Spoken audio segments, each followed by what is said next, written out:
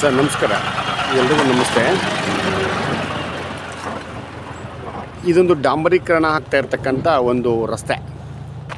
ಈ ಒಂದು ರಸ್ತೆಗೆ ಒಂದು ಕಣ್ಣಾಗೆ ಅಲ್ಲೊಂದು ಲೇಔಟ್ ಆಗಿದೆ ನೋಡಿ, ವಿದ್ವತ್ತೆ ಇನ್ಫಾಲ್ ಲೇಔಟ್ ಅಂತೇಳಿ.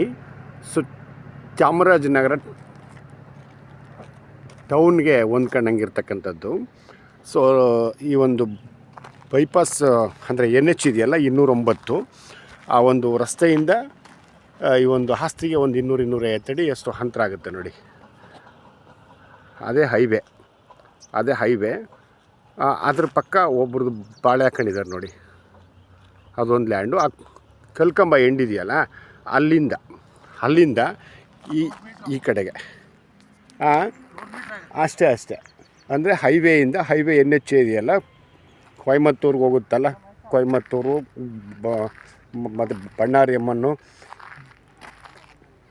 ತಿಂಡಿಗಲ್ಲು, ಅಲ್ಲಿಗೇನು ಹೈವೇ ಇದೆಯಲ್ಲ NH 209, ಹೈವೇಯಿಂದ ಒಂದು 250-300 ಅಡಿಯಷ್ಟು ಅಂತರ ಆಗ್ತಕ್ಕಂಥದ್ದು ನೋಡಿ. ಅದೇ ಹೈವೇ. ಅಲ್ಲೆಲ್ಲ ವಾಹನಗಳೆಲ್ಲ ಓಡಾಡ್ತಾಯಿದೆ ನೋಡಿ. ಸೊ ಚಾಮರಾಜ ಟೌನಿಂದ ಹಿಂಭಾಗಕ್ಕಾದಂಗೆ. ಸೊ ಆ ಕಲ್ಕಂಬ ಇದೆಯಲ್ಲ, ಅಲ್ಲಿಂದ ಈ ಕಡೆಗೆ, ಈ ಕಡೆ ಉತ್ತಿರೋದ್ರಿಂದ ಈ ಕಡೆಗೆ ಇದು ಸ್ವಲ್ಪ ಬ್ಲ್ಯಾಕ್ ಆ್ಯಂಡ್ ಬ್ರೌನ್ ಮಣ್ಣು ಇದು. ಸೊ ಈ ನಾರ್ತ್ ಸೌತು ಭಾಳ ಉದ್ದ ಜಾಸ್ತಿ ಇದೆ.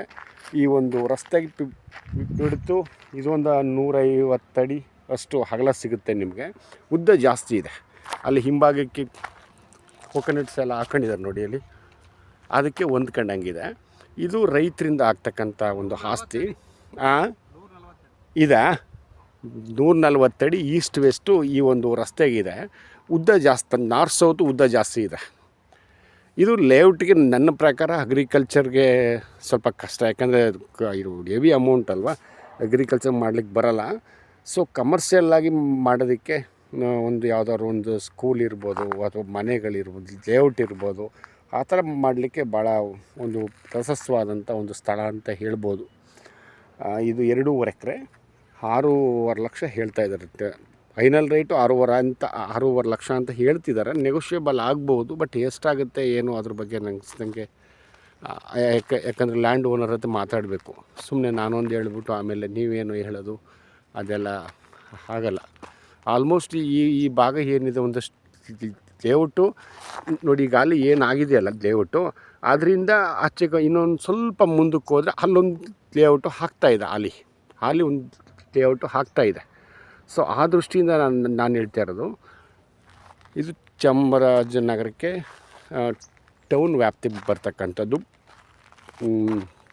ನಗರಸಭಾ ಲೇಔಟ್ಗೆ ಅಥವಾ ಇನ್ನಿತರ ಕಮರ್ಷಿಯಲ್ಗೆ ಭಾಳ ಒಂದು ಉತ್ತಮವಾದಂಥ ಜಾಗ.